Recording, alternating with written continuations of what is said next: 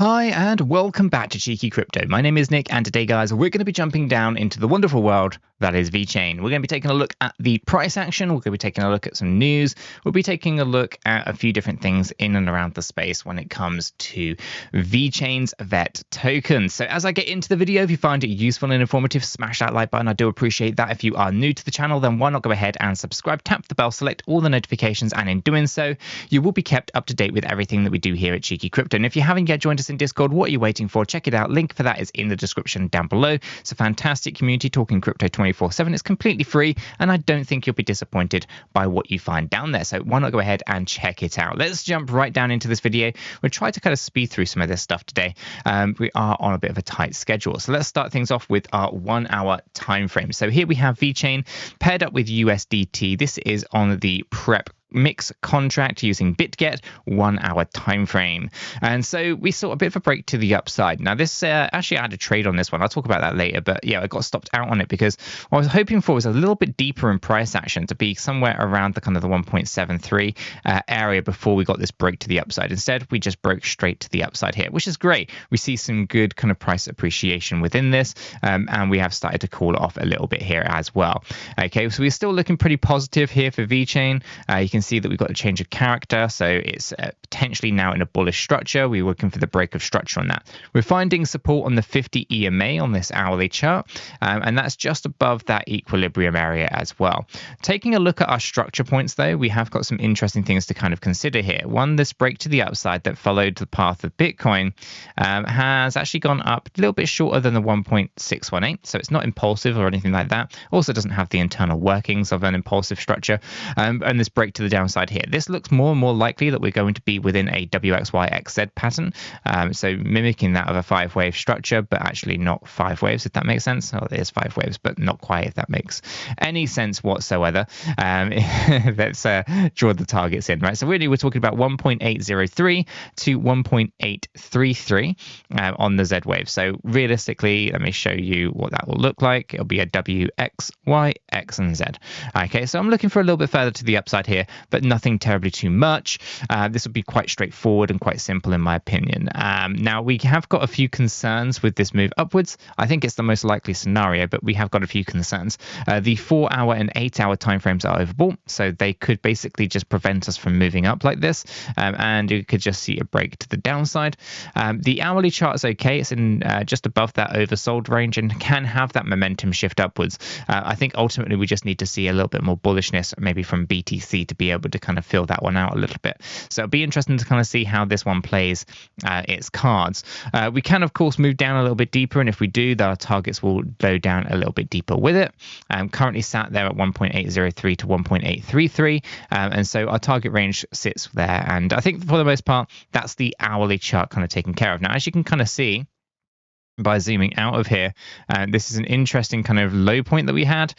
Looks pretty decent as our correction here for now. This move upwards though could be a big reset and take us down again even deeper, so we need to be a little bit cautious and concerned with that to a degree. Moving over into our daily time frame, right, because the daily time frame is going to give you a bit more of a projection over that long term. Things are not looking as bad, so on the daily time frame things are in a reasonable position, so do expect some volatility to be had on the smaller time frames like the 1, the 4, the 8 hour time frames, right? But on these larger time frames like daily, the weeklies, actually it's not bad. And so we are in those bearish kind of positions, right, which is the idea that we are in lower highs and lower lows, right? We can kind of see that in here, okay? And it's possible that maybe we break down a fraction here, but I'm not so confident on that. I think ultimately things are actually coiling up a little bit, and we're going to get a big break to the upside. I take a look at this as our current bear market low from June 2023 being down here at 1.3 cent as a bit of a catalyst for a next kind of move upwards. All that we are seeing here within this little range on our daily time frame is a continuation pattern. This continuation pattern will have an inevitability of a break upwards because it has to go into or continue the direction that fed into it, right? So we went up, We then went into continuation, meaning we have to break up out of it. Okay, and so it was actually looking pretty decent. And there's a few things that might cause such a catalyst to the upside. Okay, and we'll talk about those in a moment. So for the most part, on our daily time frame, it's not too bad. Now we are below the 50 EMA, so again we are in potentially bearish territory here. But I suspect that we are actually going to be looking for that break to the upside. But expect some volatility on the smaller time frames first. Okay, and we are in an oversold position, looking for that break upwards. So yeah, I think VeChain VET token is going to appreciate a little ways. Now, if we were to measure the distance, where would that target be on our daily time frame? Something that will play out over several weeks. Now, depending whether or not we've got our local bottom or not, will depend on how high this thing can go. I'm going to assume that we haven't, but I can only use the existing low at the moment. This basically puts 2.803 to 3.143. Okay, I'm going to just show you what that will look like under the wave structure of a 3-wave pattern, like so. Okay, when I remove the fibs. So that's kind of what that looks like to me. It looks like we might get a bit more down here, just a fraction, before we get that break, but nonetheless, we're having a very significant break to the upside. Ultimately, I would suspect that we'll be looking for at least a 60% move, but it'll be interesting to kind of see how that one plays out over time. I'm taking this up again into a weekly time frame.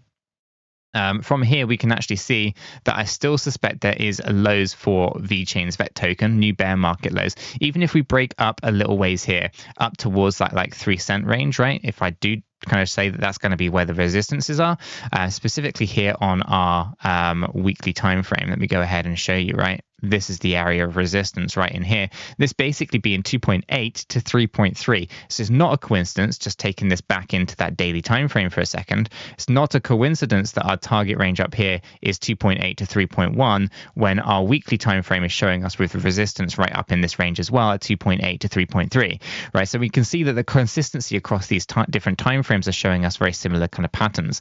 So a break up into this range wouldn't be too unfamiliar if we were to then consider it a 3-wave pattern taking us down into our lows between 0.00811 and 0.01. So basically, I think we have to drop down to a cent, maybe even lower. And this is an area of previous resistance that can be our support levels as well.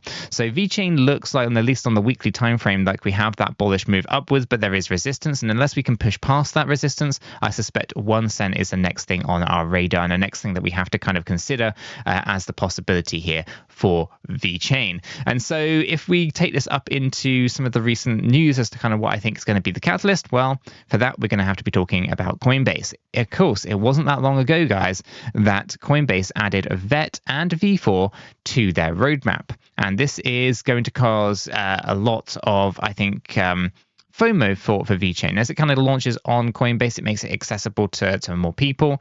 However, we are in bearish times for many altcoins, including VeChain's VET token. And so are we going to see massive upward swings? Probably not. I do think we're going to see some pretty good green candles, but I'm not going to be saying that we're going to be looking at breaking out of any bearish trend structures that we're in on those larger timeframes. I think essentially we have good structured moves to the downside, just looking for a relief rally to the upside. And although demand is low at the moment, listing on Coinbase could actually be a catalyst to bring in that 3-cent range for VET. So I think this is really positive news. It's going to be great for in season, when we're in the bullish market and there's lots of demand, lots of FOMO.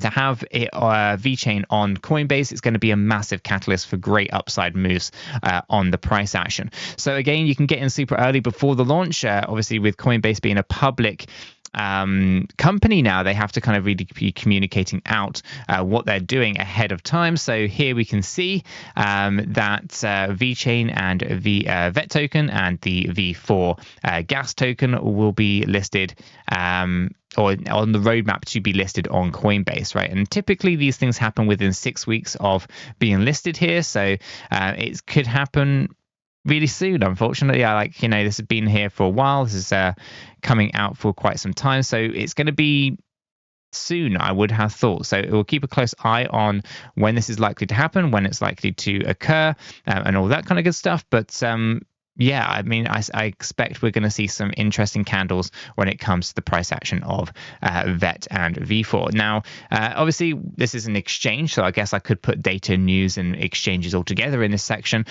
So in terms of exchanges, I think this is going to be a great thing for VeChain's VET token because it will be listed as a spot on Coinbase, and that will allow for so many more people to kind of get involved, which also brings me to BitGet. I'm applying pressure to BitGet to see if they can apply or get VeChain's VET token also listed on spot. At the moment, they only have it on the futures market, which is great. It's fine. You know, it's great to be able to do leverage trading on BitGet with VeChain and things like that. However, with a V, not a TH. However, we also, you know, are pushing to try to get it on spot because many people do want to buy and hold VET on spot. So essentially, I'm pushing BitGet. So it would be great to be able to see, you know, Coinbase get listing VET along with BitGet as well. I mean, that would be a fantastic catalyst for some good upside price action, in my opinion. Now, as you guys know, BitGet is my go-to platform. So I use for 100% of my leverage trading and 90 to 95% of my spot trading, which, you know, may increase a few percentages if they go ahead and add VET. Hint, hint, BitGet. I know maybe they'll watch it, maybe they don't. I don't know. But nonetheless, look, essentially, BitGet is a fantastic platform. It's really easy to use. Now, as always, in these bullish markets, it's really difficult to log on to platforms, get familiar with them, deposit funds, withdraw funds, and all that kind of stuff. So a lot of the hard work actually has to be done in the bear market. You have to make sure that you sign up to all these platforms, get familiar with how to use them, how do you onboard, how do you withdraw, all those things, right? And it's always great to have access to as many different cryptocurrency exchanges as you possibly can. Now, BitGet are offering up to $8,000 of rewards for depositing and trading on their platform. So what have you got to lose? Essentially, sign up to it using the affiliate link in the description below. Add it to a list of other cryptocurrency exchanges that you're currently using. Use it and see how you get on with it, because ultimately I've used it and I've basically just transitioned pretty much most of what I do to BitGet just because of how easy it is to use in comparison to other platforms.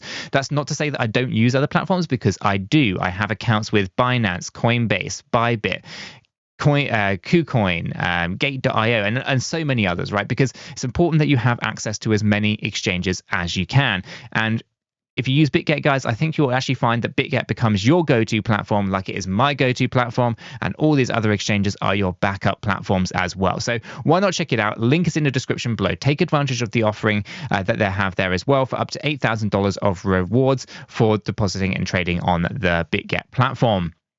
Let's move on over, because we did see some good trades yesterday, even though we had some negativity around some couple of short positions that we had opened for Matic and for VeChain.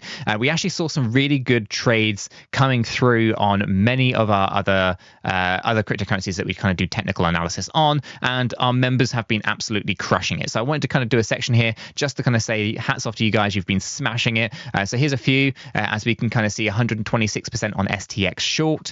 We have another one here on Algo long at 62%. We have a short position on API3, which is one of my personal favorite cryptocurrencies. I probably won't be adding it to the portfolio just because I have so much exposure to other cryptocurrencies. But API3, if you're not familiar, you need to do some research on that one. I really like it. It's good stuff.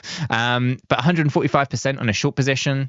We can see here 41% on a long Bitcoin position, all the way through to GMX being shorted at 123% profit, right? And you'll notice, guys, that a lot of this leverage is reasonable. It's not crazy 50, 100x degen, absolutely crazy, insane stuff. This is proper trading strategies being implemented at, you know, reasonable leverage, right? 10x or 15x, possibly pushed to 20x, right? And so good leverage positions, you know, not overexposing yourself, good strategies behind them. And so we've seen some really good positive trades. So really wanted to end the video right there, though, guys. If you found this useful and informative, smash that like button. I do appreciate that. If you are new to the channel, why not go ahead and subscribe, tap the bell, select all the notifications, and in doing so, you will be kept up to date with everything that we do here at Cheeky Crypto. With all that said, done out of the way, guys, I hope everyone has a fantastic day, and I'll catch you all in the next one.